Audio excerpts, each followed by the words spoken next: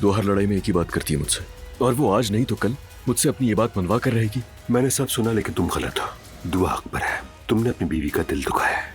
मैं दुआ से मोहब्बत करता हूँ और पूरी जिंदगी उसे चाहता रहूंगा। तुम उससे मोहब्बत करते हो तो जाओ बात करो उससे।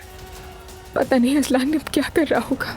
आपने हमेशा हमें बाबा से डरा कर रखा, लेकिन घर की हुक्मरानी हमेशा से आपके हाथ में थी।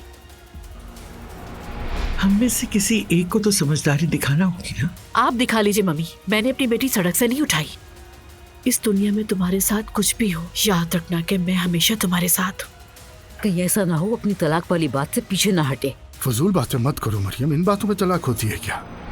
तुम्हारी पेमेंट फिर लेट हो गई। मैं आपकी पेमेंट इंशाल्लाह जल्द ही कर दूंगा हसन साहब। तुम अपना कर्जा पहली किस्त के साथ सूद समेत ठीक ठाक अदा कर दो और फिर इस चेहरे को दोबारा नहीं देखोगे।